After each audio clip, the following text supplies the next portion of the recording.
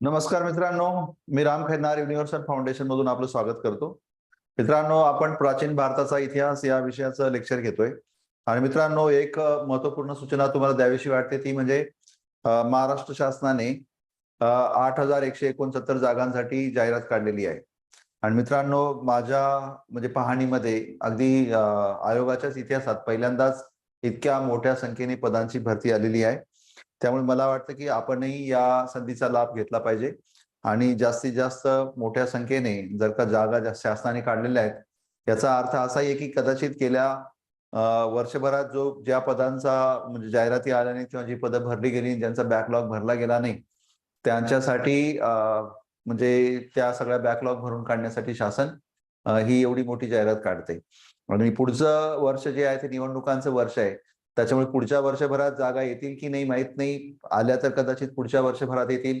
पुन्हा 2025 मध्ये सरकार स्थिर राहील. 2029 पर्यंत सरकारला कुठलं टेन्शन नाही राहणार. त्याच्यामुळे पुन्हा जागांची व्हॅकन्सी जी आहे ती कदाचित निघणार नाही लवकर. म्हणून आपल्या सगळ्यांसाठी माझं हे आव्हान आहे की आपण नक्कीच या संधीचा लाभ घेतला पाहिजे. जास्तीत जास्त प्रामाणिकपणे प्रयत्न करून आणि काय म्हणतात निर्धार करून आपली कुठली तरी एक जागा जी आहे ती निश्चित केली पाहिजे. आपणही त्याच्यामध्ये इलिजिबल आहात, आपण उत्साही आहात. आपल्यालाही स्वतःच्या पायावर उभं राहायचंय, इंडिपेंडंट व्हायचंय, सेल्फ रिलायंट व्हायचंय. मला वाटतं की मित्रांनो, याहून चांगली संधी दुसरी असूच शकत नाही. त्यामुळे मी सगळ्यांना अपील करेल की आपण सगळ्यांनी या परीक्षांचा लाभ घेतला पाहिजे, परीक्षेला बसलं पाहिजे, अर्ज केले पाहिजेत आणि एखादं पद आपलं सिक्युअर करण्याचा प्रयत्न केला पाहिजे. मित्रांनो, कंबाईनची जी जाहिरात आहे त्या जाहिरातीमध्ये तुम्हाला माहितीच असेल की पोलीस इन्स्पेक्टर, STI अशा पदांसाठी ती भरती होणार आहे आणि 8,169 जागा असणार आहेत. त्याच्यामुळे न भूतो न भविष्यती अशी ती संधी आहे. मित्रांनो, आपण सकाळी 9 ते 11 या वेळेमध्ये या कोर्ससाठी 75 दिवसांचा एक कोर्स सुरू केलेला आहे. आणि या 75 दिवसांमध्ये आपण दररोज 3 तासाचं लेक्चर घेणार आहोत. 27 टेस्ट होणार आहेत तुमच्या. त्या प्रत्येक टेस्टचं विश्लेषण होणार आहे. त्याच्यामुळे मी तुम्हाला सगळ्यांना अपील करेल की तुम्ही ह्या कोर्ससाठी जास्तीत जास्त संख्येने एनरोल करावं. त्याचबरोबर ज्या लोकांना क्लासरूमला येण्याचा किंवा क्लासरूम कोर्स करण्याचा वेळ नसेल, त्यांच्याकडे त्यांचं शेड्यूल अतिशय व्यस्त असेल, अशा सगळ्या व्यक्तींसाठी, विद्यार्थ्यांसाठी, विद्यार्थी मित्रांसाठी मी अपील करतोय की त्यांनी आपला ऑनलाईन कोर्स जो आहे तो कोर्स ते अवेल करू शकतात. त्यासाठी प्ले स्टोअरवर जाऊन आपलं युनिव्हर्सल फाउंडेशनचं ऍप जे आहे ते डाउनलोड करा आणि तो कोर्स 5,000 रुपयांचा कोर्स आम्ही आपल्यासाठी फक्त आणि फक्त 500 रुपयात आम्ही देतोय. तर तो कोर्स सुद्धा तुम्ही तिथे अवेल करू शकतात. ऑनलाईनवर जाऊन तुम्ही तो कोर्स अवेल करायचा आहे. उद्या 5 ते 8 या वेळामध्ये ते लेक्चर होणार आहे, 3 तासाचं ऑनलाईन लेक्चर. मित्रांनो, तो पण कोर्स जो आहे तो केला तरी काही हरकत नाही, ज्या विद्यार्थी मित्रांना क्लासरूम कोर्स जॉईन करणं पॉसिबल नसेल त्यांच्यासाठी. आणि त्या विद्यार्थी मित्रांसाठी मला हे पण सांगायचं आहे की 27 टेस्ट जे आहे त्या विद्यार्थी मित्रांना मिळणार आहेत. त्याचबरोबर मिड टर्म मध्ये तुम्हाला काही नोट्स जे आहेत त्या PDF फॉर्म मध्ये आम्ही देणार आहोत. तुमच्या शंकांचं निरसन केलं जाईल, जेणेकरून 75 दिवसांमध्ये जास्तीत जास्त प्रयत्न करून तुम्हाला कंबाईनच्या परीक्षेमध्ये एक सक्सेसफुल ऍस्पिरंट बनवण्यासाठी जे जे आवश्यक असेल ते सगळं आम्ही करण्याचा इथे प्रयत्न करणार आहोत. आपण आपल्या विद्यार्थी मित्रांना आणि जे काही आपले सहकारी असतील, नातेवाईक असतील, त्यांना जास्तीत जास्त संख्येने सांगा, प्ले स्टोअरवर जाऊन युनिव्हर्सल फाउंडेशनचा ऍप डाउनलोड करा आणि मित्रांनो, ह्या कोर्सचा लाभ घ्या. 500 रुपये तसं तुमच्या मोबाईलचं म्हणजे जे बिल जे आहे ते सुद्धा महिन्याचं कदाचित जास्त असेल. तुमचा पॉकेट खर्च कदाचित महिन्याचा 500 रुपयांपेक्षा अधिक असू शकतो. एक मला वाटतं की एवढी एक रक्कम जी आहे ती तुमच्या कंबाईनच्या अभ्यासासाठी किंवा आपल्या नातेवाईकांसाठी तुम्ही मला वाटतं की खर्च केली तर काही हरकत नाही. ती एक चांगली इन्व्हेस्टमेंट असू शकते. तो एक चांगला शेअर असू शकतो असं मी मानतो. तर मित्रांनो, त्याचा लाभ नक्कीच घ्या. मित्रांनो, आता आपण आपला जो अभ्यासाचा टॉपिक आहे त्या टॉपिककडे वळूया. Age of religious movements. Age of religious movements हा आपला अभ्यासाचा टॉपिक आहे. आणि मित्रांनो, एज ऑफ रिलिजियस मुवमेंट्स मध्ये आपण आतापर्यंत जैन धर्माबद्दल किंवा अबाउट जैनिझम आपण अभ्यासलेला आहे. अबाउट जैनिझम आपण अभ्यासलेला आहे, जैन रिलिजन बद्दल किंवा जैन धर्माबद्दल. त्याच्यानंतर आज आपला अभ्यासाचा टॉपिक जो आहे मित्रांनो, बौद्ध धर्माबद्दल आहे. बौद्ध धर्म बौद्ध धर्माबद्दल आज आपण अभ्यास करणार आहोत, बौद्ध धर्माबद्दल. तर मित्रांनो, आज मग बौद्ध धर्माच्या संदर्भात जी चर्चा आहे ती चर्चा आपल्याला करायची. आता स्वाभाविक की बौद्ध धर्म काय आहे, म्हणजे व्हॉट इज बुद्धिझम, बौद्ध धर्म काय आहे याबद्दल तुम्हाला प्रश्न आला की बौद्ध धर्म नेमका काय आहे, बौद्ध धर्म काय आहे, हा जर का आपला प्रश्न असेल की what is Buddhism, what is Buddhism. Buddhism मित्रांनो, तथागत गौतम बुद्धांच्या विचारसरणीवर आधारलेली जी एक जीवन प्रणाली आहे, तथागत गौतम बुद्धांच्या विचारसरणीवर आधारलेली, तथागत गौतम बुद्धांच्या विचारसरणीवर आधारलेली जी जीवन प्रणाली आहे, त्या जीवन प्रणालीला आपण बौद्धिझम किंवा बौद्ध धर्म असं म्हणतो. गौतम बुद्धांनी जी विचारधारा किंवा जे दिलं त्या तत्वज्ञानाचा जो काय आचरण बौद्ध धर्म आहे. बौद्ध धर्माची म्हणजे विचारधाराच म्हणजे प्रामुख्याने किंबहुना बल्क ऑफ विचारधारा जी आहे ती गौतम बुद्धांच्या शिकवणुकीवर आधारलेली आहे. The teachings of Gautam Buddha or Tathagata Buddha form the core of the Buddhism. Teachings or the sermons that Buddha delivered during the course of his lifetime form the basic doctrine of Buddhism or form the skeleton of Buddhism around which the other thoughts have evolved. म्हणजेच बुद्धांचा विचार, बुद्धांनी दिलेला विचार हा पहिला विचार आहे ज्याच्यावर बौद्ध धर्म जो आहे तो आधारलेला आहे. बौद्ध धर्माबद्दल आपण एवढं सांगू शकतो की ही एक अशी विचारधारा आहे की जी गौतम बुद्धांनी त्यांच्या तत्वज्ञानावर दिलेली. मित्रांनो बघा, बुद्धांचं तत्वज्ञान अगदी साधं सोपं होतं की जगात जे आहे, जगात दुःखे आहेत, जगात दुःखे आहेत. आता तुम्ही म्हणणार की हे काय विशेष आहे, असं तर कोणी पण सांगू शकतो की जगात दुःखे आहेत. मित्रांनो, आज आपल्याला कोणी सांगतंय तर आज आपल्याला ते जर आश्चर्य वाटत असेल, तर मला वाटतं की त्यात काही विशेष नाहीये. आपल्याला सगळ्या गोष्टी माहिती होऊन गेल्या आहेत म्हणून. उदाहरणार्थ, आकाशात फेकलेल्या सगळ्या गोष्टी पृथ्वीवर पडतात, कारण पृथ्वीवर गुरुत्वाकर्षण आहे. हा न्यूटनने लावलेला शोध सुद्धा आपल्याला सुरुवातीला कदाचित हेच काय विशेष आहे, सगळ्याच गोष्टी तर पडतात म्हणून सांगितलं असेल. पण न्यूटन पहिला माणूस होता की तो हे सांगत होता की ह्या गोष्टी पृथ्वीवर पडण्यामागचं जे कारण आहे ते गुरुत्वाकर्षण. अदरवाईज कोणी विचार करत पडतात म्हणून पडतात असं विचार होता. जगात दुःख आहे म्हणजे आहे बाबा, हाय, दुःखच असतं जगात असं.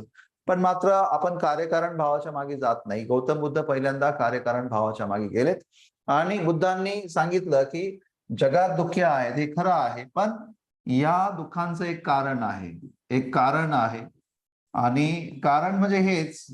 बुद्धांचं म्हणणं असं आहे की नथिंग हॅपन्स विदाउट रिझन. स्वाभाविक की दुःख जी आहे दुःखांचं कारण असतं, आणि हे कारण जे आहे बुद्धांनी सांगितलेलं ते आहे तृष्णा.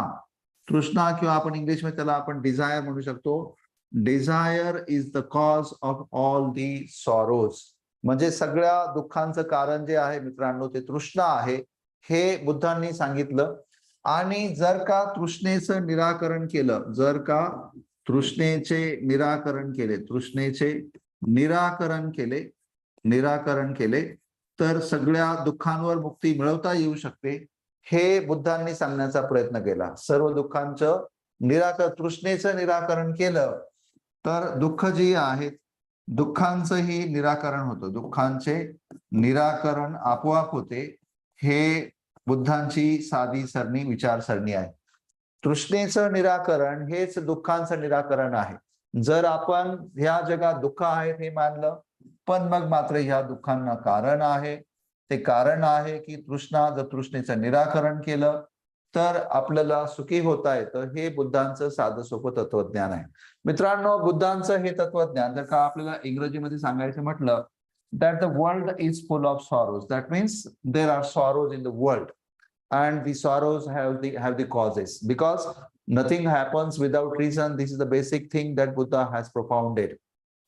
And if we go for stopping the desire, or cessation of the desire can be followed, then we may be free from the sorrows. That means sorrows can be discarded of, or we can be living or getting rid of the sorrows if we follow the cessation of the desire, because all the desires are the basic premises or the basic prerequisites on account of which we suffer from the sorrows. This is what Lord Buddha has taught us. This is what Lord Buddha has taught us. So friends, the sorrow or the unhappiness that the world is having is on account of these reasons or on account of the causes.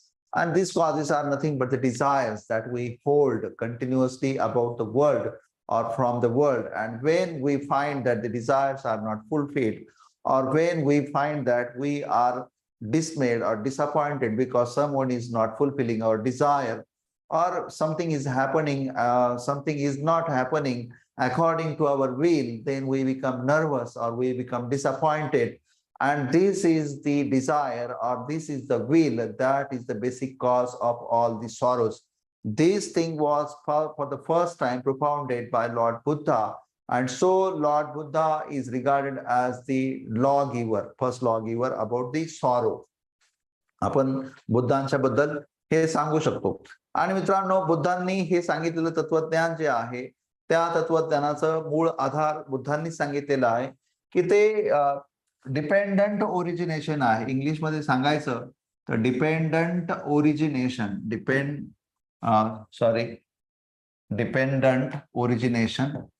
Dependent origination त्याला मराठीमध्ये म्हटलेलं आहे प्रत्युत समुत्पदा, प्रत्युत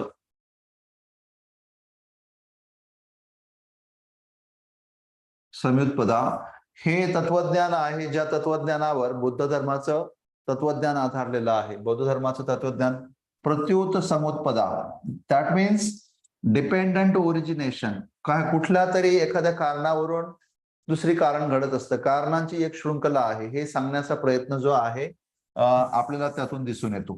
मित्रांनो, त्याच्यानंतर आपण Lord बुद्धांबद्दल जाणून घेणार आहोत. लॉर्ड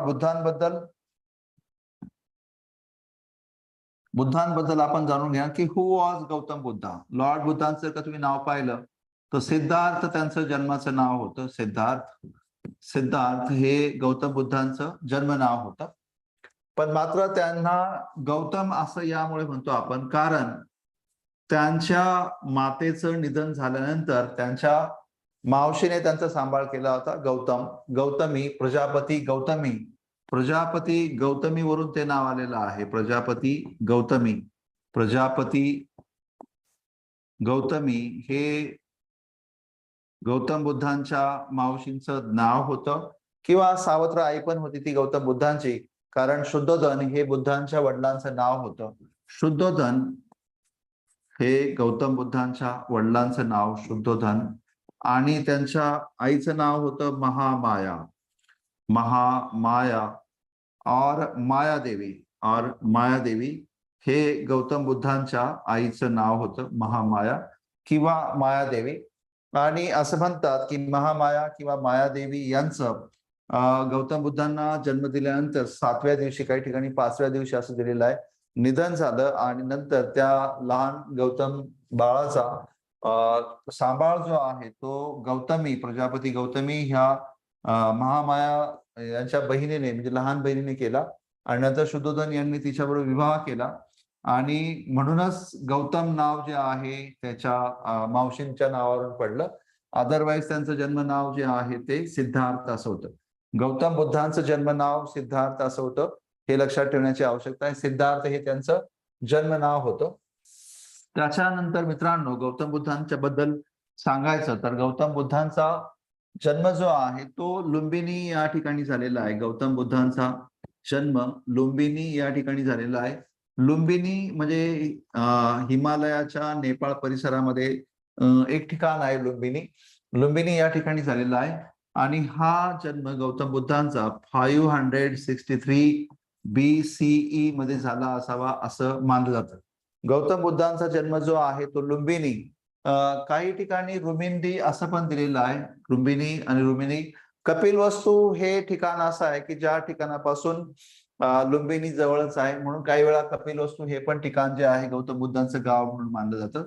कपिलवस्तू हे ठिकाण सुद्धा त्यासाठी काही वेळा जबाबदार धरलं जातं. मित्रांनो, गौतम बुद्धांचा जन्म लुंबिनीला झाला होता, हे आपल्याला सांगणारा एकमेव भौतिक जो सोर्स आहे, आधार आहे, अशोकाचा लुंबिनी स्तंभ आहे. अशोकाचा लुंबिनी स्तंभ हा एकमेव पुरावा आहे आपल्याला हे सांगायला की गौतम बुद्धांचा जन्म हा लुंबिनी या ठिकाणी झाला होता. कारण मित्रांनो, या अशोकाच्या लुंबिनी स्तंभामध्ये हे सांगितलेलं आहे की जमीन महसूल हा 1/6 वरून 1/8 असा करण्यात आलेला आहे. जमीन महसूल 1/6 वरून 1/8 असा करण्यात आलेला आहे. कारण लॉर्ड बुद्धांचा या ठिकाणी जन्म झाला होता. शाक्यमुनी बुद्धांचा इथे जन्म झाला होता असं सांगितलेलं आहे.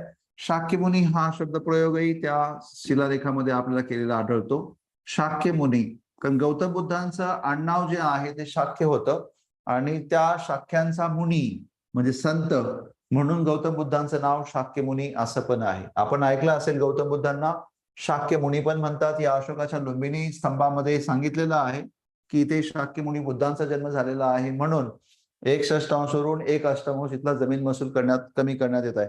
Friends, that the Lumbini pillar of Ashoka tells us that the land revenue of this place was reduced from 1/6 to 1/8 because Lord Buddha, that means Shakyamuni Buddha, had born there. This is the only material evidence that tells us that Buddha was born in Lumbini. Otherwise, no other source that confirms that Buddha was born in Lumbini. So Lumbini's pillar of Ashoka is very important. Lumbini pillar is very important in the context that it shows us the birthplace of Ashoka, and no other place or no other source that may be material source or literary source tells that Buddha was born in Lumbini.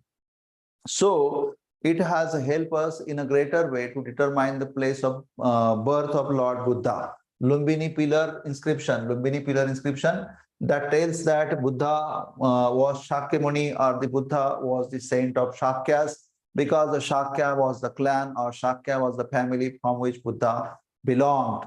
So the Lumbini pillar is important, Lumbini pillar of Ashoka. Then friends, Lumbini is near to Kapilvastu. Kapilvastu is also another village or another place which is close to Lumbini. Then Buddha was born in 563 BCE. So if we calculate the years, for example, 2023 BCE, and now then 563, we may be required to add 6, then 8, 5. That means 2,586 years ago, Buddha was born. Buddha was born in 2,586 years ago. So friends, we are talking about Buddha. We have talked about his father. We have talked about his mother and the place at which Buddha was born. Then Buddha had wife. Buddha's wife was Yashoda. Yashoda was wife of Buddha. Yashoda was wife of Buddha, and he had a son also, Rahul. Rahul was son of Buddha, son of Buddha. Rahul was son of Buddha. Rahul was son of Buddha. Rahul was son of Buddha. And friends, that means he had family and he was happy man.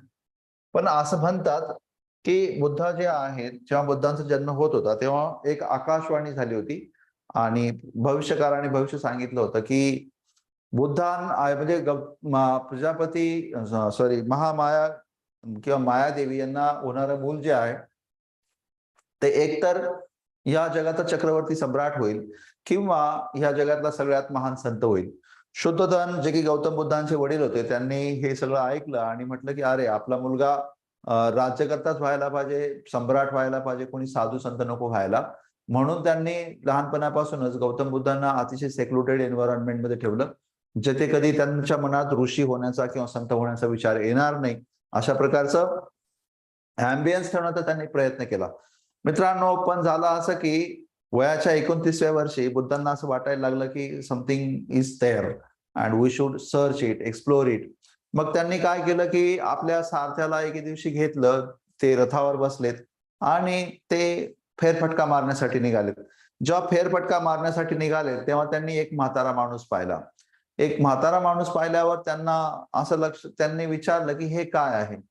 तेव्हा तो जो त्यांचा चॅरिएटर होता, तो चॅरिएटर म्हणाला की हे आपल्यालाही फेस करावं लागणार आहे. तुम्ही आता म्हणता की तुम्ही यंग आहात, पण तुम्हाला सुद्धा हे फेस करावं लागणार आहे.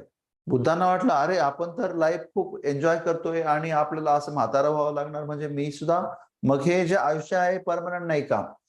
मित्रांनो, जेव्हा बुद्धांना हे लक्षात आलं की अरे whatever we are having it is not permanent, it is just fleeting, it is not eternal, then it shock Buddha. बुद्धांना वाटलं, अरे मी तर असं समजत होतो की the world is eternal, the world is permanent, everything is permanent. That was the thought of Buddha. पण जेव्हा त्या सारथ्याने सांगितलं की nothing is permanent and everything is going to die and going to decay, that shock Buddha. Buddha थोडा पुढे गेलेत आणि बुद्धांनी पाहिलं की एक आजारी माणूस जो आहे तो रस्त्याने चालला होता जर्जर, आणि त्याचे हाल अपेष्टा खूप भयानक होत होत्या. बुद्धांनी पुन्हा सारथ्याला विचारलं, व्हॉट इज दिस? बुद्ध सारथी म्हटला की आजार येतात माणसाला, माणसाला वेदना होतात आणि बऱ्याच वेळा ह्या सफरिंगना आपल्याला सामोरं जावं लागतं. थोडे पुढे गेलेत, पुन्हा बुद्धांना प्रेत दिसलं. तेव्हा ती प्रेत यात्रा जाताना दिसल्यावर बुद्धांनी पुन्हा सारथ्याला विचारलं की हे काय आहे? म्हणजे मित्रांनो, बुद्धांनी तोपर्यंत आपलं वय 29 वर्षाचं होईपर्यंत त्यांनी आजारी माणसं पाहिली नव्हती, त्यांनी म्हातारी माणसं पाहिली नव्हती आणि त्यांनी कुठला कोणाचा मृत्यू पण पाहिला नव्हता. जेव्हा त्या सारथ्याला विचारलं की हे काय आहे प्रेत यात्रेला बघून, तेव्हा सारथ्याने सांगितलं की सर, हे जीवनाचं शेवट आहे, जीवनाचं अंतिम सत्य आहे. आपल्याला सगळ्यांना हे जग सोडून जावं लागणार आहे. बुद्धांना अरे धस झालं की हे इतक्या सगळ्या गोष्टी मौज मजा एन्जॉय आपण केला आणि हे शाश्वत नाही, हे म्हणजे असं अर्ध्यातच सोडून जावं लागणार असतं प्रत्येकाला. म्हणजे मग ह्या सगळ्या जगाचा जगण्याचा अर्थ काय आहे? ह्याचं कोडं जे आहे बुद्धांना पडलं आणि बुद्ध एकदम सुन्न होऊन गेले. पुढे जाऊन बुद्धांना एक दृश्य दिसलं.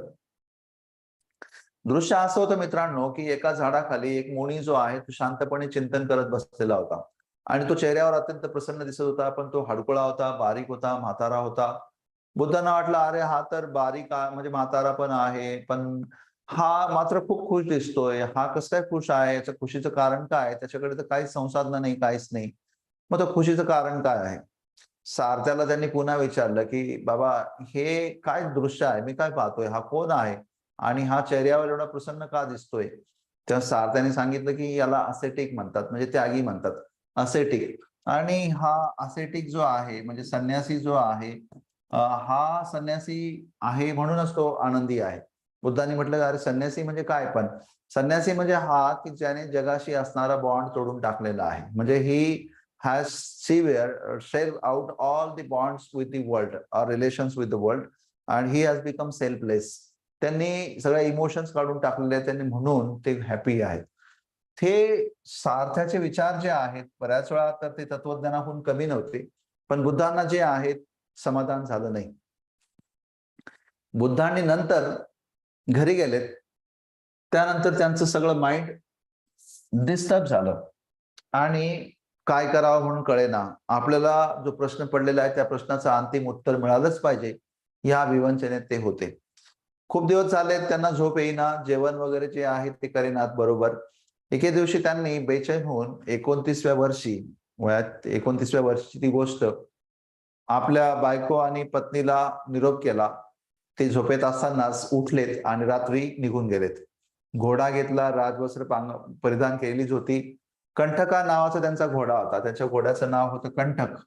या कंठक नावाच्या घोड्याला घेतलं आणि ते निघून गेलेत.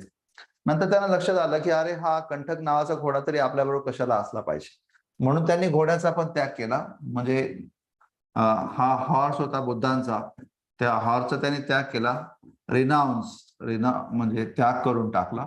आणि नंतर राजवस्त्र तरी कशाला असली पाहिजे म्हणून ते कपडे पण त्यांनी चेंज करून टाकलेत आणि भगवी वस्त्र परिधान केलीत आणि ते सत्याचा शोध घेण्यासाठी निघालेत. म्हणजे आपल्या मनात असणारे जे प्रश्न होते त्या प्रश्नांचा शोध घेण्यासाठी निघालेत. आणि मित्रांनो, त्याच्यानंतर 6 वर्ष बुद्धांनी वेगवेगळ्या ठिकाणी भटकंती केली. दरम्यानच्या काळात बुद्धांनी आलारा कलम या व्यक्तीकडे बुद्धांनी योगासनाचे धडे घेतले. योग अभ्यास करण्याचा प्रयत्न केला, पण योग अभ्यास करूनही त्यांच्या मनाला शांतता काही भेटत नाही ती. आलारा कलमा was approached by Buddha for Siddhartha Gautama to have the lessons about yoga. कारण बुद्धांना असं माहिती पडलं होतं की फ्रेंड्स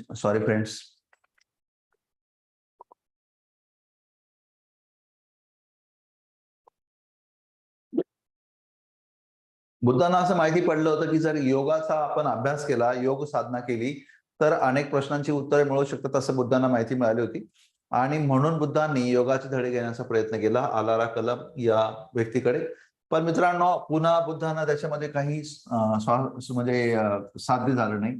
बुद्धांनी त्याच्यानंतर कठोर यातना स्वतःला देऊन घेतल्यात, पण तरी पण मात्र बुद्धांचं काही समाधान झालं नाही. त्याच्यानंतर असं 6 वर्ष केल्यानंतर एके दिवशी सुजाता नावाच्या एका मुलीकडून बुद्धांनी जेवण घेतलं. बिहार मधली ही गोष्ट आहे. उरुवेला या ठिकाणचं ते जंगल होतं. उरुवेला या ठिकाणी जंगल होतं आणि त्या ठिकाणी बुद्धांनी एका पिंपळ वृक्षाखाली ठाण मांडलं आणि त्या पिंपळ वृक्षाखाली त्यांनी तोपर्यंत बसायचं ठरवलं जोपर्यंत त्यांना त्यांच्या प्रश्नांची उत्तरं भेटत नाहीत. आणि मित्रांनो, मग 49 दिवस बसल्यानंतर 49 डेज पर्यंत आणि 49 दिवसांनी त्यांच्या प्रश्नाचं उत्तर त्यांना मिळालं. 49 दिवसांनी त्यांच्या प्रश्नाचं उत्तर मिळालं आणि तो दिवस होता वैशाख शुद्ध पौर्णिमा.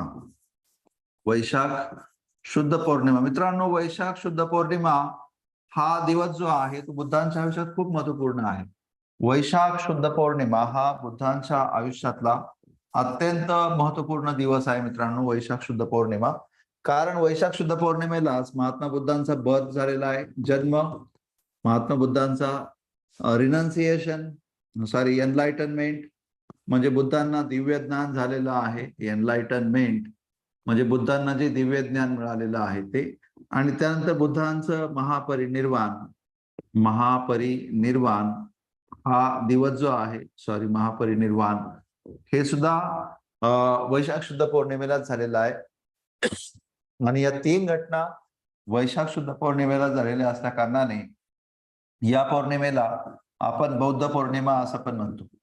बौद्ध पौर्णिमा हा शब्दप्रयोग जो आहे तो त्याच्याचमुळे आलेला आहे, बौद्ध पौर्णिमा. कारण या 3 घटना महात्मा बुद्धांच्या आयुष्यात ज्या घडलेल्या आहेत त्या घटना ह्या बर्थ, एनलाइटेनमेंट आणि महापरिनिर्वाण. तर त्या बुद्धांना एनलाइटनमेंट झालं. आणि मित्रांनो, ते एनलाइटनमेंट म्हणजे दुसरं तिसरं काही नाही, that the world has sorrow. जग दुःखाने भरलेलं आहे. The sorrow has the reason, that is Dzire.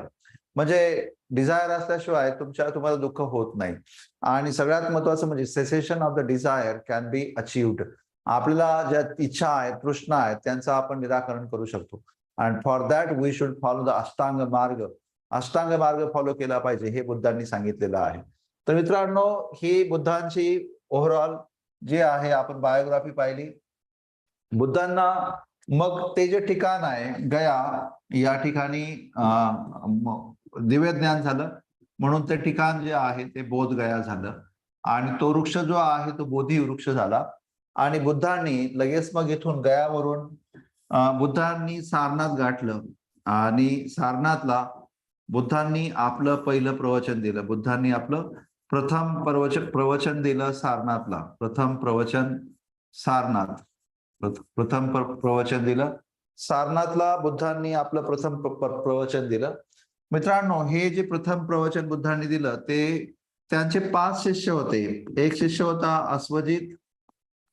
Ashwajit, दुसरा होता उपाली, तिसरा होता आनंद, चौथा होता सरीपुत्र आणि 5वा होता मोग्गालना. हे बुद्धांचे 5 शिष्य होते. अश्वजित, उपाली, आनंद, सरीपुत्र आणि मोगलाना. आणि मित्रांनो ह्या पाच शिष्यांनी बुद्धांचं पहिलं प्रवचन ऐकलं. ह्या 5 शिष्यांनी बुद्धांचं पहिलं प्रवचन ऐकलं आणि यांना त्याच्याचमुळे पंचजन्य असं पण म्हणतात. पंचजन्य बुद्धांचे पहिले 5 शिष्य, ज्यांना आपण पंचजन्य या शब्दाने पण बोलतो. आणि ही जी घटना आहे मित्रांनो, बुद्धांनी प्रवचन दिल्याची, ही घटना धम्मचक्र परिवर्तन म्हणून ओळखली जाते. धम्मचक्र परिवर्तन म्हणून ओळखली जाते. धम्मचक्र परिवर्तन बुद्धांचं पहिलं प्रवचन सारनाथला दिलं. आणि त्याच कारणामुळे मित्रांनो सारनाथला, कारण इथून खऱ्या अर्थाने बौद्ध धर्माचं प्रवर्तन सुरू झालं, तोपर्यंत बौद्ध धर्म नव्हता. म्हणूनच सारनाथला बौद्ध धर्माचं जन्माचं ठिकाण पण मानलं जातं. बौद्ध धर्माच्या जन्माचे ठिकाण, जन्माचे ठिकाण मानलं जातं. बौद्ध धर्माचे जन्माचे ठिकाण मानलं जातं सारनाथला. त्याच्यामुळे मित्रांनो बघा, सारनाथला बुद्धांनी पहिलं प्रवचन दिलं होतं. ते पहिलं प्रवचन ऐकायला अश्वजित, उपाली, आनंद, सरीपुत्र, मोगलाना हे 5 शिष्य होते, ज्यांना पंचजन्य असं म्हणतात. धम्मचक्र परिवर्तन म्हणजे अशी घटना आहे ज्या दिवशी बुद्धांनी ते पहिलं प्रवचन जे आहे त्या ठिकाणी दिलं होतं. आणि त्याच कारणामुळे बौद्धांना आपलं सारनाथला बौद्ध धर्माचं आपलं प्रवचन उगमाचं ठिकाण म्हणून सुद्धा त्याच्याकडे पाहिलं जातं. मित्रांनो त्याच्यानंतर बुद्धांनी सगळ्यात जास्त प्रवचन जी आहेत ती श्रावस्ती म्हणून ठिकाण आहे. श्रावस्ती म्हणून ठिकाण आहे, त्या ठिकाणी बुद्धांनी सर्वात जास्त प्रवचनं दिली होती. बुद्धांनी सर्वात जास्त प्रवचनं जवळपास बुद्धांनी मित्रांनो 80व्या वर्षापर्यंत, 80 वर्षांचं आयुष्य होतं बुद्धांचं. 80 वर्ष बुद्धांनी प्रवचनं दिलीत. आणि अंतिम प्रवचन जे आहे त्यांचं झाल्यानंतर जवळपास वयाच्या 80व्या वर्षी कुशीनगर या ठिकाणी, कुशीनगर म्हणून मल्लराजांचं जे राज्यक्षेत्र होतं, महाजनपद होतं, त्या कुशीनगर महाजनपदामध्ये बुद्धांचा देह महापरिनिर्वाण झालं. बुद्धांचं महापरिनिर्वाण घडलं कुशीनगरला. आणि ते घडलं 483 BCE मध्ये. 483 BCE मध्ये. म्हणजे बघा मित्रांनो, जन्म झाला होता त्यांचा 563 BCE आणि 463 मध्ये त्यांचा देहावसान झालं, म्हणजे महापरिनिर्वाण झालं. म्हणजेच 80 वर्ष त्यांचं आयुष्य होतं. 80 वर्षापर्यंत त्यांनी म्हणजे आपल्या विचारांचा प्रसार केला होता असं आपण सांगू शकतो. मित्रांनो बुद्धांच्या हयातीमध्ये म्हणजे बुद्धांचे जे समकालीन लोक होते, आपण जर का त्यांच्यावर विचार केला तर बघा, वर्धमान महावीर त्यांचे सिनियर कंटेम्पररी होते. Vardhaman Mahavir was senior contemporary Vardhaman Mahavir. नंतर मित्रांनो मक्कालीपुत्त गोसाला, त्याच्यानंतर अजितपुत्र केस कंबलीन,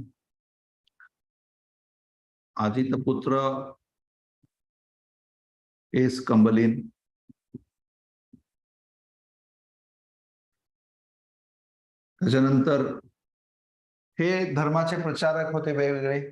पण बुद्धांना मात्र प्रसेनजित, बुद्धांचे समकालीन, बुद्धांचे डिसिपल प्रसेनजित.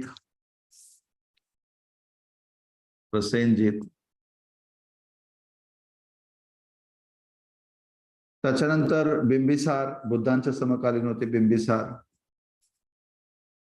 अजातशत्रू हे बुद्धांचे समकालीन असणारे लोक होते. अर्थातच बुद्धांचे सगळे डिसिपल तर बुद्धांचे समकालीन होते, हे सरळ आहे. आणि मित्रांनो बुद्धांची एक फेमस कोर्टेझन डिसिपल पण होती, आणि ती म्हणजे आम्रपाली जी की श्रावस्तीची कोर्टेझन होती, ती पण बुद्धांची जी आहे डिसिपल होती. तर एवढे सगळे जे आहेत महत्वपूर्ण लोक जे बुद्धांचे डिसिपल होते किंवा बुद्धांच्या समकालीन होते. कारण बुद्धांचे समकालीन कोण कोण लोक होते असा प्रश्न आला तर आपल्याला त्याचं उत्तर जे आहे ते आलं पाहिजे. मित्रांनो बुद्धिझमचे जे प्रिन्सिपल्स आहेत ते प्रिन्सिपल सरळ आहेत की ह्या जगात दुःख आहे आणि दुःखांचं कारण डिझायर आहे. डिझायरचं सेसेशन केलं तर आपल्या दुःखांपासून मुक्ती मिळू शकते. आणि अज्ञानातून सगळं निर्माण होतं, आणि डिपेंडंट ओरिजिनेशन ही बुद्धांची विचारधारा होती. मित्रांनो बघा, बुद्धांच्या महापरिनिर्वाण झाल्यानंतर म्हणजे 463 मध्ये बुद्धांचं महापरिनिर्वाण झालं आणि मग त्यासाठी बौद्ध परिषदा नंतर घेतल्या गेल्यात. मित्रांनो, बौद्ध परिषदांचं खूप महत्व आहे. जर बौद्ध परिषदा नसत्या तर मग स्वाभाविक बुद्धांचं हे तत्वज्ञान आपल्यापर्यंत कसं येऊन पोहोचलं असतं. तर 4 बौद्ध परिषदा झाल्या होत्या मित्रांनो. त्या 4 बौद्ध परिषदांचा जर का विचार केला तर पहिली बौद्ध परिषद जी बुद्धांच्या महापरिनिर्वाणाच्या नंतर म्हणजे 483 BCE मध्ये लगेचच घडली होती. 483 मध्ये 483 BCE 483 BCE मध्ये पहिली परिषद झाली होती. First we are talking about first Buddhist council. First Buddhist council was held. First Buddhist council झाली होती 483 BCE मध्ये आणि झाली होती राजगीर या ठिकाणी. राजगीर या प्लेसमध्ये राजगृह आपण म्हणू शकतात की first Buddhist council was held in Rajgriha in 483 BCE, immediately after the death of Buddha. Immediately, that means after 2 months after the death of Buddha, first Buddhist council was held. And this council was given patronage by Ajatashatru. Ajatashatru was the patron of this. Ajatashatru was the patron. The ruler of Haryanka dynasty, Ajatashatru, was the patron of this council, and the Mogaliputra, Mahakassapa was the president of this council. Mahakassapa was the president of this council. And friends, very important text was written in this book was, one text was written, Sutta Pitaka. Sutta Pitaka was written by Ananda, disciple of Buddha, Ananda, and Vinay Pitaka was written by Upali. Vinay Pitaka was written by Upali. Upali was also the famous disciple of Buddha. These two disciples of Buddha were responsible for writing these two books, compiling these books. Sutta Pitaka हे आनंदाने लिहिलं होतं आणि विनय पिठका हे उपालीने लिहिलं होतं. मित्रांनो, विनय पिठक हे असं पुस्तक आहे. विनय पिठक हे पुस्तक जे आहे it tells about, Vinaya Pitaka tells about code of conduct to be followed by the Buddhist monks. Code of conduct कोणतं ठेवलं पाहिजे, हे बुद्धिस्ट मॉन्कनी कोणतं कोड ऑफ कंडक्ट ठेवलं पाहिजे याबद्दल माहिती सांगणारं जे बुक आहे ते म्हणजे. आणि मित्रांनो, हे जे आहे आपले सुत्त पिठका ते बुद्धांची प्रवचनं आहेत. Sermons of Buddha, sermons delivered by Buddha, sermons delivered by Buddha, हे जे आहे म्हणजे कलेक्शन आहे. बुद्धांनी दिलेली जी प्रवचनं आहेत त्या प्रवचनांचं कलेक्शन आहे. मित्रांनो, तुम्हाला येणारा क्वेश्चन असा असतो की first Buddhist council was held in obviously Rajgir. Then who was the patron king of this council? Was Ajatashatru, that means the ruler of Aryanka dynasty. In which year the council was held? The council was held in 483 BC, that means in the same year in which Buddha faced the Mahaparinirvana. Then who was the president of this council?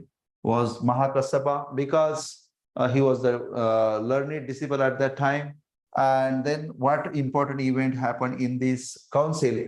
That Sutta Pitaka, the collection of sermons of Buddha, was compiled by Ananda, that means disciple of Buddha. And then another text, Vinay Pitaka, was also compiled by the another disciple of Buddha, that is Upali. The Vinay Pitaka tells about the code of conduct that should be followed by the Buddhist monks or Buddhist learned people or whoever are responsible for the propagation of Buddhism or Buddha's ideas. Then they should follow a special code of conduct that has been prescribed by Upali. And then someone may be asking, what is Sutta Pitaka? Sutta Pitaka is nothing but the collection of Buddhist sermons. So friend, this is about the first Buddhist council. Then we will be talking about second Buddhist council. Second Buddhist council, it is said that it was held 100 years after the first Buddhist council. That means 383 BCE. 383 BCE is regarded as the year in which the Second Buddhist Council was held. And during this time, the capital of Magadha was shifted to Vaishali during the rule of Shushunagas. So Vaishali is the venue. Vaishali is the venue in which it was held. The Second Buddhist Council was held in Vaishali, and the patron king was Kalashoka. Kalashoka was the ruler of Shishunaga dynasty. Kalashoka was the ruler of Shishunaga dynasty. Shishunaga dynasty's ruler. Shishunaga dynasty's ruler. Then Sabbakami was the president of this council. Sabbakami was the president of this council. And friends, nothing special happened in this event except that the schism came out. That means schism means the differences among the ranks of the monks of the Buddhism. That means some Buddhist monks were advocating some different philosophies, while another groups of Buddhist monks were advocating different philosophies. That means there had been deviation from the original ideas that Buddha had propounded. And this deviation of monks from the original ideas of Buddha is regarded as a schism. म्हणजे आपण थोडक्यात सांगायचं तर बुद्धांच्या अनुयायांमध्ये बुद्धांच्या विचारसरणीवरून झालेले जे मतभेद आहेत, कोणी काय इंटरप्रिट करायचं, कोणी काय इंटरप्रिट करायचं, यासाठी जे काही मतभेद आहेत त्या मतभेदांना आपण schism असा शब्द प्रयोग करतो. आपण schism, the word schism is applied, मतभेद. This is the important thing that had happened in the Second Buddhist Council that was held in 383 BCE. And it was held in Vaishali. It was held during the times of Kalashoka, and he had been the patron ruler. And Sabbakami was the president of this council. Sabbakami was the president. The friends, we would be talking about the Third Buddhist Council. Third Buddhist Council was held in the times of Ashoka. Third Buddhist Council. It was held in around 250 BCE. 250 BCE. And it is said that Ashoka was the patron king of this council. Ashoka of Mauryan dynasty was the patron king of this council. It was held in Patliputra.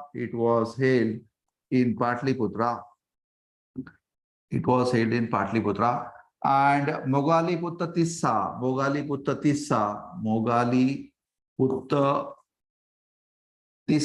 was the president of this council. Mogaliputta Tissa was the president of this council. And the third important text of Buddhism, that is Abhidhamma Pitaka.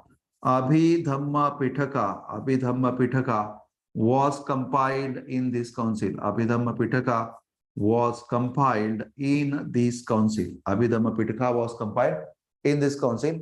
These are the important points about the Third Buddhist Council that you should remember. That patron king of Third Buddhist Council was Ashoka, the Mauryan ruler. Then Patliputra was the place where the Third Buddhist Council was held. And who was the president of this council? If this is asked to you, then your answer would be Mogaliputta Tissa. And Abhidhamma Pitaka was the text that was compiled. It is regarded as the third important text of the Buddhist Pitakas, or the basket of Pitakas. Third Buddhist Council was held in around 250 BCE. It is said that after having fought the Kalinga war, Ashoka was already feeling the remorse. He was, what we can say, he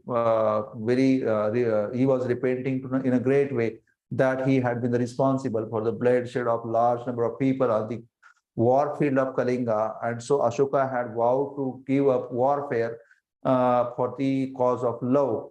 And he had decided that after fighting the Kalinga war, that means Ashoka had decided that he would conquer the hearts of the people with the love rather than conquering the lands by warfare and bloodshed. That was the great change in the mind of Ashoka. And people say that this change in the Ashoka's mind was because Ashoka had adopted Buddhist ideology as his ideology. And it is mostly called as Dhamma of Ashoka. Ashoka's Dhamma, it is also called, titled. मित्रांनो, सांगायचं असं की या कालावधीत तिसरी बौद्ध परिषद अशोकाच्या काळात झाली होती, कारण अशोकाने कलिंग युद्धानंतर एक धोरण स्वीकारलं होतं धम्मघोषाचं इन्स्टेड ऑफ युद्धघोषाचं, आणि लोकांची हृदय आपण प्रेमाने जिंकायची, भूमी युद्धाने रक्तपाताने जिंकण्यापेक्षा. हे या परिस्थितीच्या बद्दल आउटकम आपण सांगू शकतो. मित्रांनो, फोर्थ बुद्धिस्ट काउन्सिल जी आहे आपण त्याच्याबद्दल बघूया.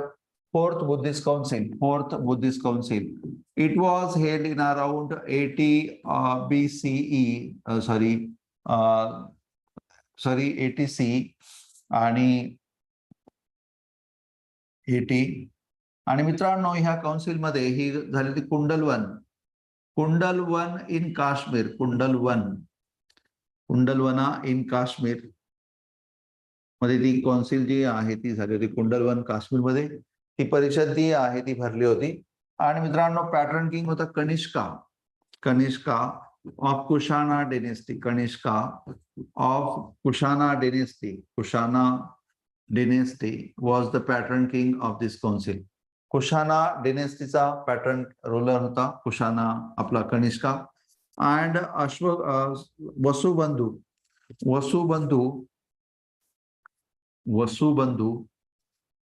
was the president, while Ashwagosha was the vice president. Ashwagosha was the vice president of this council. The fourth Buddhist council witnessed a great event in for the first time.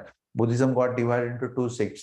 या बौद्ध परिषदेमध्ये एक सगळ्यात महत्वाची गोष्ट घडली ती म्हणजे बौद्ध धर्म दोन भागांमध्ये, दोन सेक्ट्स मध्ये विभागला गेला. आणि ते सेक्ट्स होते हिनयाना अँड महायाना. या दोन सेक्ट्स मध्ये, हिनयाना आणि महायाना या दोन सेक्ट्स मध्ये जे आहे बुद्धिझम डिवाइड झालं. हिनयाना आणि महायाना या दोन सेक्ट्स मध्ये बुद्धिझम जे आहे ते विभागलं गेलं. हे सगळ्यात महत्वाची गोष्ट जी आहे ती आपल्याला याबद्दल लक्षात ठेवण्याची गरज आहे. मित्रांनो, या 4 बुद्धिस्ट काउन्सिल बद्दल आपल्याला बऱ्याच वेळा प्रश्न विचारले जातात आणि सगळ्यात पॉप्युलर राहिला तो टॉपिक आहे की बुद्धिस्ट काउन्सिल बद्दल माहिती सांगा म्हणून. त्याच्यानंतर मित्रांनो, आपला जो टॉपिक आहे सेक्ट्स ऑफ बुद्धिझम आपण ऑलरेडी घेतले, हिनयाना अँड महायाना. बुद्धिझमचं जे आर्किटेक्चर आहे त्या आर्किटेक्चर मध्ये स्तूपा हे एक मॉन्युमेंट असतो. बुद्धिझमच्या दुसऱ्याच्या मध्ये एक म्हणजे चैत्य असतो, आणि तिसरं मॉन्युमेंट असतो विहारा. मित्रांनो बघा, जर का आपण चैत्य म्हटलं तर चैत्य is a prayer hall.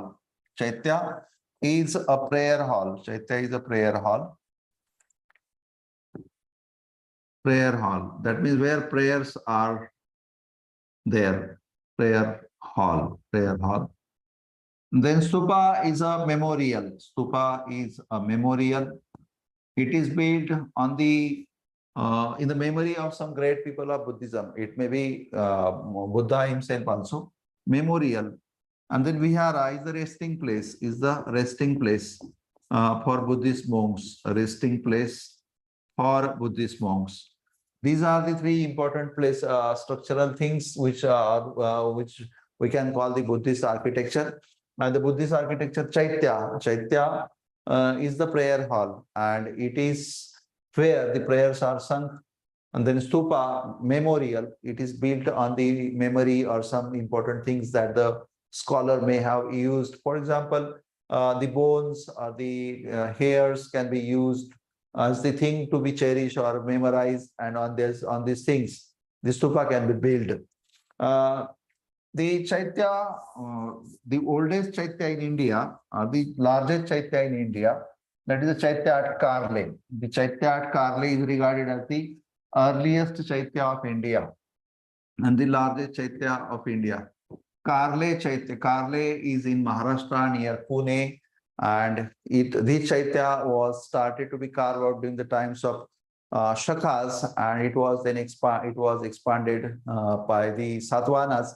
Chaitya Karle, oldest Chaitya, and the largest Chaitya, oldest and the largest Chaitya. It is in, and I told you already that it is the Chaitya.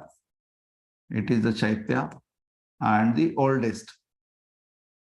Then friends, stupa. Stupa architecture is a special architecture. Stupa architecture is special in the context that, let me show you in what way stupa is.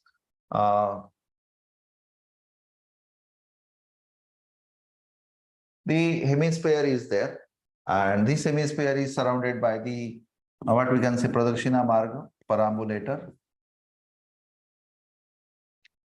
and this is called as Anda.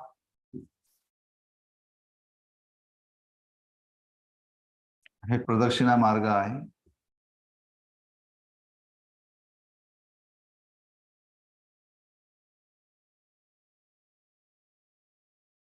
Sorry, this is called as Chhatri.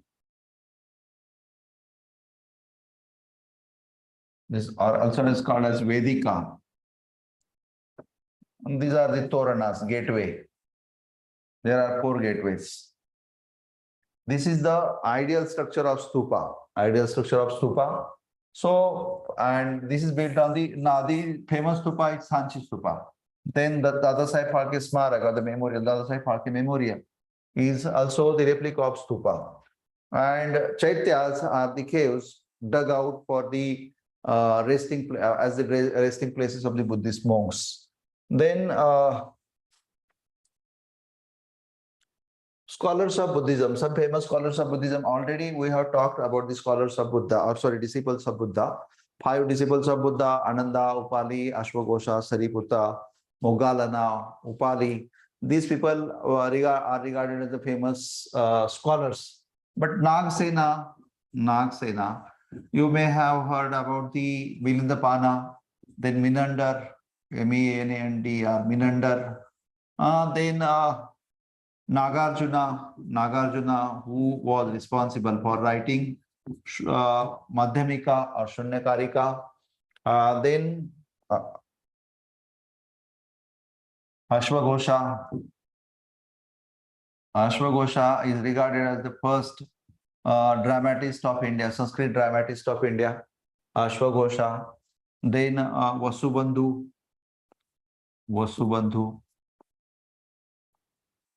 These were the famous scholars of Buddhism. These scholars have laid the foundation of Buddhist philosophy in a greater way. Nagarjuna is also regarded as the great lawgiver of Buddhism. Nagarjuna, Shunyavada. And Ashwagosha is the first dramatist of India that who wrote in Sanskrit. Vasubandhu was contemporary to these 2 people, had been in the court of Kanishka.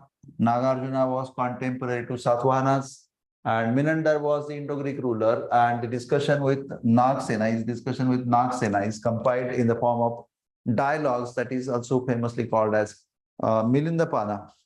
Then friends, literature. Buddhist literature. Literature of Buddhism is divided into various Pitakas. Pitakas. You know the names of Pitakas. The Pitakas are Sutta Pitaka, then Vinay Pitak, and Abhidhamma Pitak. These are the 3 Pitakas, Abhidhamma Pitak. Then out of Sutta Pitaka is very important because it tells about the sermons of Buddhist Lord Buddha. Vinaya Sutta Pitaka is divided into 5 subtexts. For example, Digha Nikaya, then Majjhima Nikaya,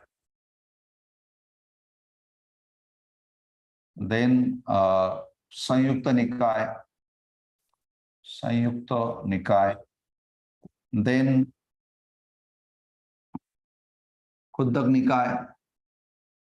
Khuddaka Nikaya, and then Anguttara Nikaya. These are the 5 Nikaya Granthas of the Sutta Pitaka. And in these Granthas, in these 5 subtexts, the Sutta Pitaka is divided.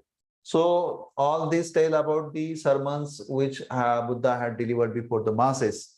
Vinaya Pitaka tells about the code of conduct to be followed by the Buddhist monks. And Abhidhamma Pitaka tells about the core philosophy of Buddhism. These three Pitakas are very important. Then Jatak stories are there. Jatak stories tell about the previous births of Buddha, in what way Buddha preached his ideas of the truth, and in what way Buddha enlightened the world. Then the Jatak stories are also important in understanding the ancient economic conditions, ancient political conditions, ancient social and cultural conditions, and technological know-how and other things in what way India had been developing. Such things can be pursued from these books, Jatak stories. So Jatak stories are also important. Places of Buddhist importance. Places of Buddhist importance means, for example, to Lumbini. Lumbini is the place where Lord Buddha was born. Then Kushinagar, Mahaparinirvana Buddha took place. So such places where Buddha frequented or when Buddha visited on many occasions, or where he delivered his sermons. For example, Sarnath is regarded as the birthplace of birthplace of Buddhism, because even though Buddha was born in Lumbini, but real beginning of Buddhism started in Sarnath, where Buddha delivered his first sermon. So Buddhism's birthplace is regarded as Sarnath and not Lumbini. बुद्धांनी पहिलं प्रवचन आपण पाहतो की लुंबिनीला नाही दिलं, तर ते सारनाथला दिलं, आणि तिथून खऱ्या अर्थाने बुद्धांची विचारधारा सुरू झाली. म्हणून आपण सारनाथला बुद्ध धर्माचं जन्माचं ठिकाण मानतो. मित्रांनो, सारनाथ, लुंबिनी, श्रावस्ती, गया ही बुद्धिझमच्या इम्पॉर्टंट प्लेसेस आहेत.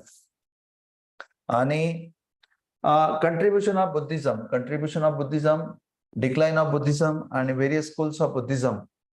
मित्रांनो, याच्याबद्दल जर बोलायचं म्हटलं, बुद्धिझममुळे सोसायटीमध्ये आपण पाहतो की शांतता पसरली.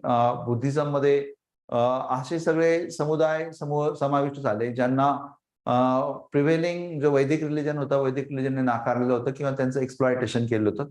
स्वाभाविकली दी डाउनट्रोडन sections of the society got the solace when they were adopted by Buddhism or Buddhist ideology. It is because Buddhism did not classify the people on the basis of any criteria. That means they did not divide the society on the lines of caste or religion, etc.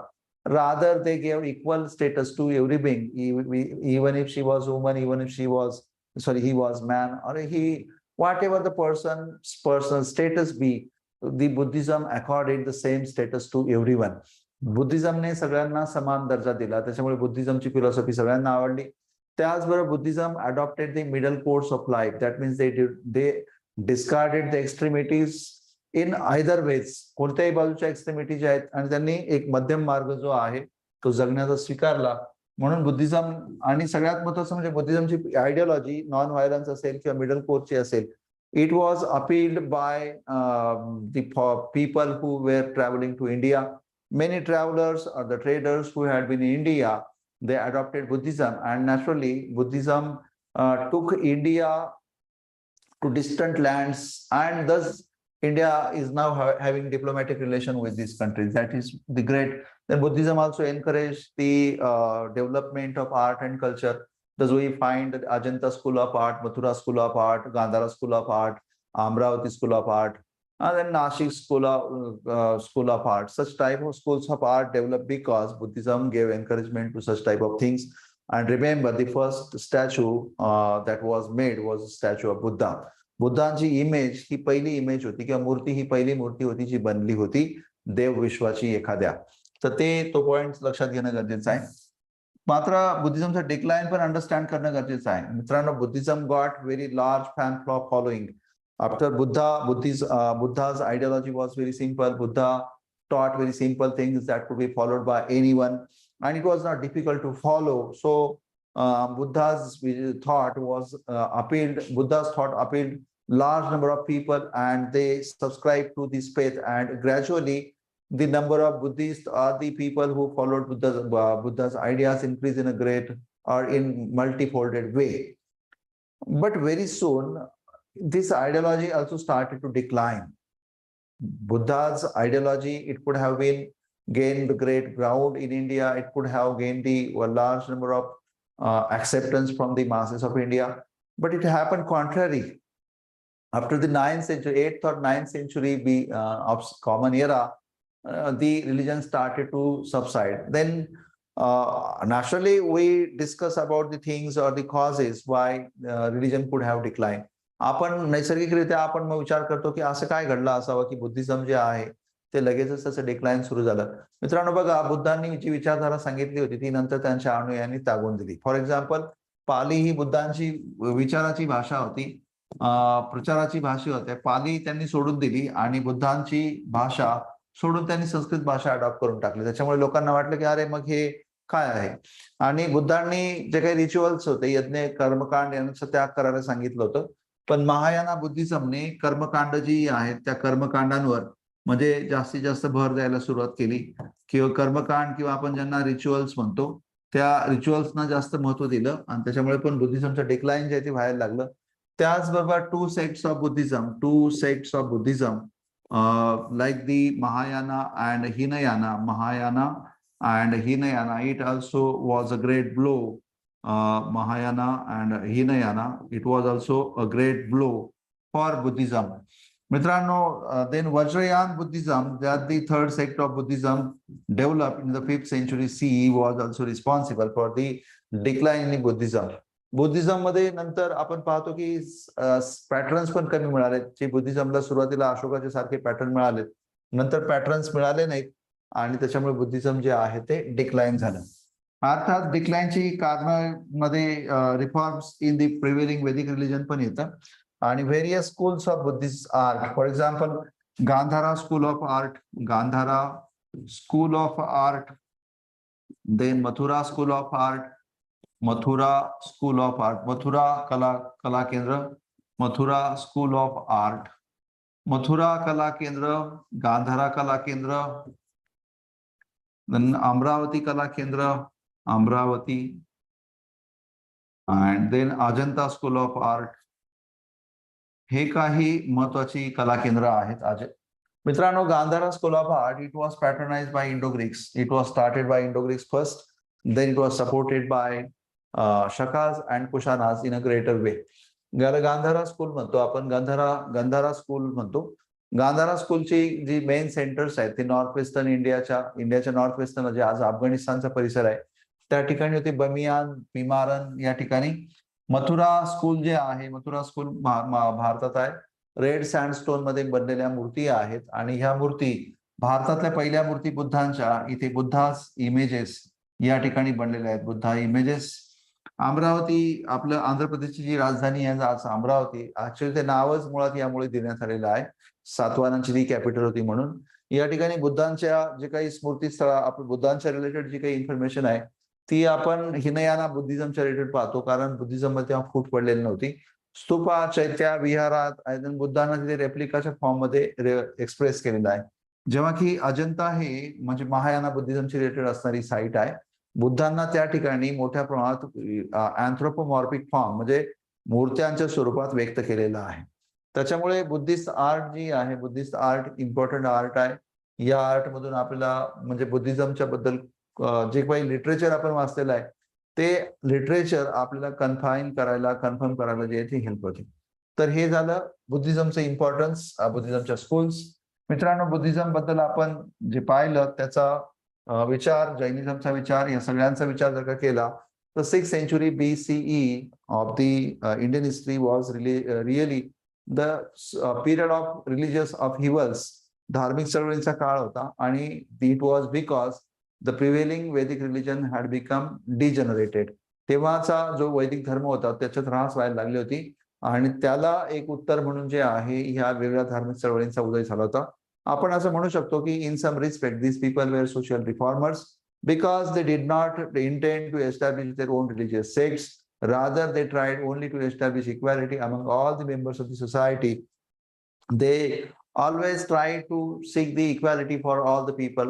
They were rebellious the rebels in their own respects because they were advocating such rational things which should be adopted on the scientific lines.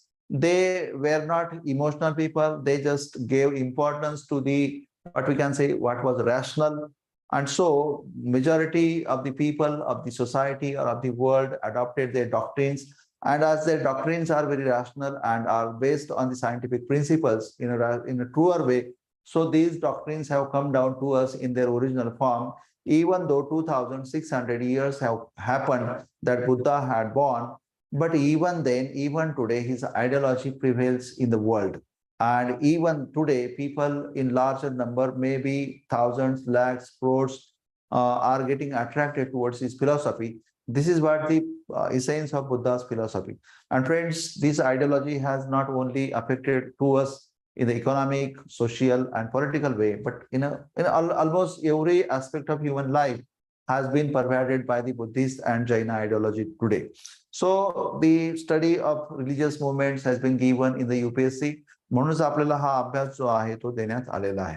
मित्रांनो, next type आपल्या याच्यामध्ये आपण Mauryan empire बद्दल अभ्यासणार आहोत. आणि Mauryan empire म्हणजे real sense मध्ये आपला मॉडर्न इंडियाचा स्टडी स्टार्ट होईल. आज आपण थांबूया मित्रांनो. नेक्स्ट लेक्चर जे आहे आपण त्यामध्ये मौर्यन एम्पायरचा अभ्यास करूया. पण पुन्हा एकदा सांगतो की आपण कंबाईनची टेस्ट जाहिरात आलेली आहे. तर कंबाईनची जाहिरात अवेल करा. कदाचित एवढी सगळी पदं जी आहेत भविष्यात कधी येणार नाहीत. 8169. तुम्ही त्यासाठी आपला ऑनलाईन कोर्स आहे, 500 रुपयांमध्ये तो कोर्स तुम्ही जॉईन करू शकता. उद्यापासून तो कोर्स संध्याकाळी 5 ते 8 या वेळा सुरू होतोय. त्यासाठी युनिव्हर्सल फाउंडेशनवरून हे ऍप जे आहे प्ले स्टोरवरून डाउनलोड करा. ते तो कोर्स तुम्ही जॉईन करू शकतात. आणि आपल्या मित्रांना पण सांगा, कारण 500 रुपये फार कमी अमाऊंट आहे. ती जास्त वेळ संधी जी आहे तुम्हाला ते म्हणजे वारंवार मला असं वाटतं की मिळणार नाही. त्या संधीचा फायदा घ्या. आपण थांबूया मित्रांनो. काळजी घ्या.